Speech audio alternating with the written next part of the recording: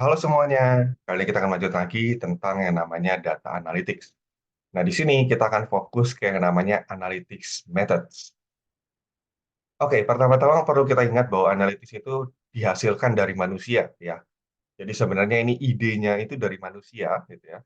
Setelah manusia memikirkan idenya, maka kita akan memikirkan bagaimana kebutuhannya untuk merealisasikan ide tersebut. Jadi kita akan membentuk decision framing. Setelah itu, kita akan membuat decision model. Tentu model ini membutuhkan yang namanya data. Jadi datanya nanti akan dikumpulkan, lalu sedikit diutik-utik, sampai apa? Sampai modelnya itu jadi berguna. Berguna ini bisa banyak fungsinya, misalkan membantu membuat keputusan, atau membantu memilih keputusan, atau mungkin juga mengubah cara kerja yang ada, implementasi yang ada. Misalkan harusnya dari A ke B, sekarang nanti jadinya A ke C. Atau juga bisa untuk mengukur hasil yang lainnya. Jadi misalkan menjadikan baseline dan seterusnya. Karena model di sini dilihat cukup penting, maka model itu harus yang sifatnya relevan. Artinya sesuai dengan decision need. Lalu berikutnya juga dia harus scientific. Artinya apa? Artinya solusi yang diberikan itu dapat dipertanggungjawabkan dan dapat dijelaskan secara rasional. Jadi prosesnya harus transparan, datanya pun harus transparan.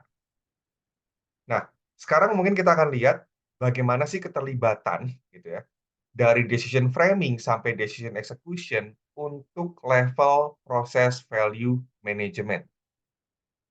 Jadi kalau dilihat di sini, untuk proses value management, biasanya ini mirip kayak kita melakukan riset. Pertama kita menentukan dulu prosesnya apa, lalu kita hipotesis, kira-kira apa hasil yang diharapkan dari proses tersebut.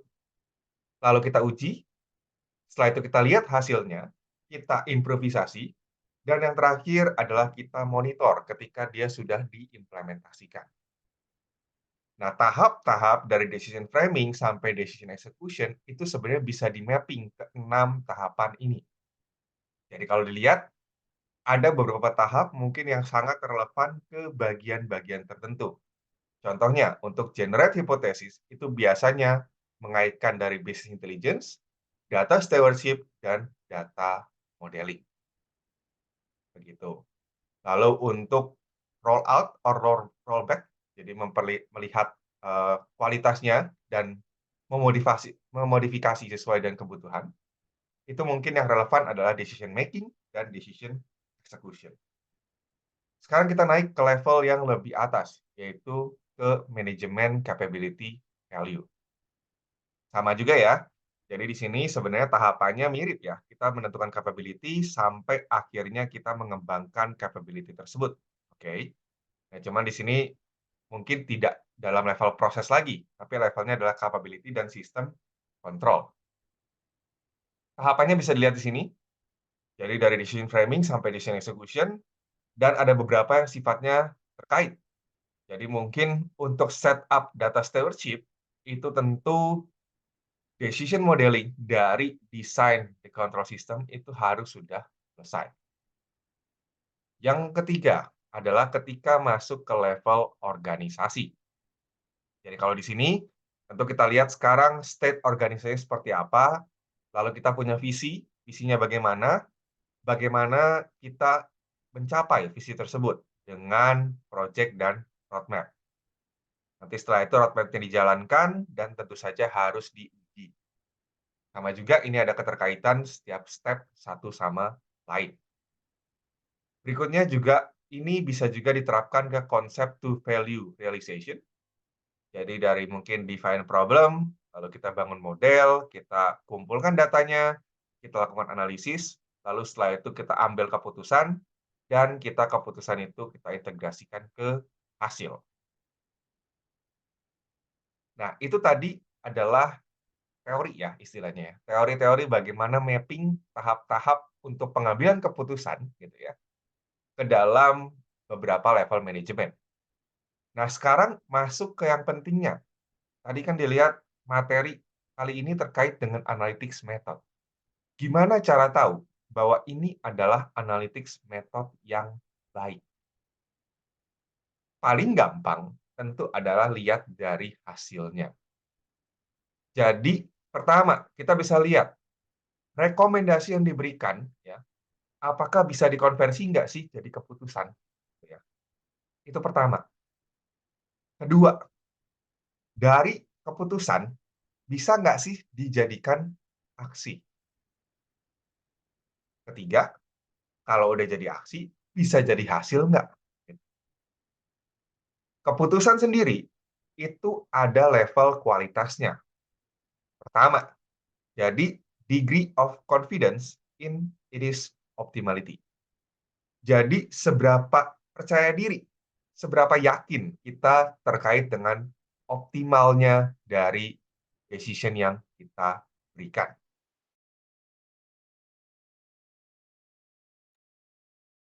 Nah, jadi kalau dilihat di sini, apakah kita benar-benar melakukan decision framing yang baik, gitu kan? Terus apakah decision yang terjadi itu adalah yang paling baik? Terus bagaimana cara kita menguji itu yang terbaik? Kapan dan bagaimana kita bisa tahu efek dari decision tersebut? Dan bagaimana kita bisa memperbaiki kalau ternyata salah? Apakah kita mempertimbangkan semua kriteria? Dan apakah ini visible untuk dilakukan? Yang kedua, dari kualitas dari decision adalah degree of buy-in or support by decision makers and stakeholders. Jadi ini sebenarnya lebih ke arah apakah mungkin stakeholder atau decision maker tertarik dengan keputusan ini. Jadi kalau dia tertarik, pasti dia akan punya banyak dukungan. Ya, umumnya seperti itu. Jadi tergantung banyak hal. Jadi bisa aja bergantung dari seberapa inklusif, seberapa fair gitu kan proses pengambilan keputusan yang ada. Tentu ini harus mempertimbangkan objektivitas dan membuang semua bias yang mungkin muncul. Berikutnya, kita juga bisa lihat dari proses analytics-nya. Jadi pertama, kecepatan. Kecepatan dari kebutuhan terkait dengan advice sampai advice ke keputusan. Jadi dari kebutuhan sampai ada hasilnya. Terus biayanya, berapa biaya yang diperlukan dari awal gitu kan sampai akhir. Berikutnya lagi, metodenya ya. Tentu ini kebutuhan-kebutuhan yang bervariasi membutuhkan metode-metode yang berbeda juga. Sebagai contoh, kalau mungkin paling gampang kan learning model itu kan tergantung. Ada yang bisa berfungsi dengan baik untuk input nominal, ada yang tidak gitu kan. Ketiga, input. Nah, input ini lebih terarah pada kualitas datanya yang kita pakai untuk analytics. Kalau misalnya kita pakai survei, apakah orang-orang yang disurvei ini orang-orang yang tepat? Terus apakah mereka berpartisipasi dengan baik? Jadi contoh kan kalau survei mungkin kalau Likert scale, orang cenderung akan memilihnya 45, 45, 45. Cenderung ke nilai-nilai yang paling tinggi. Terus berikutnya, kalau dari data. Nah, data ini seperti apa kualitasnya? Jadi mungkin di sesi-sesi sebelumnya sudah dibahas ya tentang beberapa dimensi kualitas data. Lalu di sini juga kita perlu mempertimbangkan asumsi-asumsi yang kita punya. Berikutnya, analytics capability. Jadi di sini apakah kita punya talent-nya untuk melakukan analytics? Kalau nggak ada, percuma.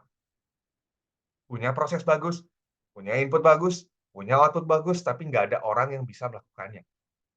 Lalu tools-nya, kakasnya ada nggak sih untuk melakukan itu? Kalau kita mungkin pakai kakasnya yang kakas-kakas konvensional, ya tentu akan sulit. Bayangkan misalnya datanya sangat besar, terus kita masih pakainya Excel. Kan jadinya nge-lag gitu. Berikutnya, tentu saja kembali lagi ke proses. Cuman ini lebih ke arah proses-proses pendukung ya. Jadi bukan kualitas prosesnya, tapi ke arah proses-proses pendukungnya ada atau enggak. Nah, kalau teman-teman tertarik untuk implementasi deep learning dalam data analytics, mungkin bisa baca buku ini, Deep Learning with PyTorch. Sebenarnya ada beberapa Kakas ya yang bisa dipakai, ada Keras, ada TensorFlow, ada juga PyTorch. Nah, ini definisinya dulu ya, teman-teman. Keras itu open source neural network library written in Python. Yang pertama ini adalah Python ya. Terus ini bergunanya adalah dia itu diimplementasikan di atas TensorFlow. Jadi mungkin dia akan mencoba mensimplifikasi hal-hal yang ada di TensorFlow. Ini juga memudahkan untuk eksperimen terkait dengan deep neural network. Kedua, TensorFlow-nya sendiri. Ini adalah open source software library, gitu ya. Dan di sini fokusnya adalah untuk machine learning dan bisa juga dipakai untuk neural network, ya. Ketiga, PyTorch. PyTorch ini juga sama di Python.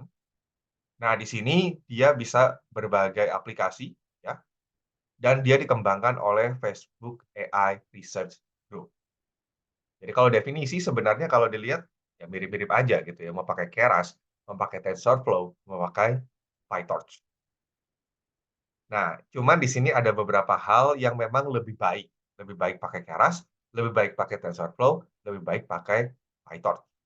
Contoh, Keras ini untuk rapid prototyping. Bisa juga untuk data-data yang kecil, dan juga dia menyediakan multiple back-end support. TensorFlow ini biasanya lebih ke arah untuk data-data yang sifatnya besar. Performanya juga masih bagus ya, tinggi, dan juga punya fungsionalitas yang baik. Biasanya ini juga dipakai untuk deteksi objek ya, karena ya dia bisa large dataset dan juga performanya baik gitu ya. Object detection itu butuh data yang cukup banyak. Ketiga, PyTorch. Nah, PyTorch ini mungkin yang paling fleksibel di antara ketiganya, gitu kan. Dan durasi trainingnya paling pendek. Lalu dia juga punya kemampuan debugging, ya. Jadi mungkin kalau kita untuk testing-testing mungkin kayaknya bisa juga pakai Keras atau mungkin pakai PyTorch.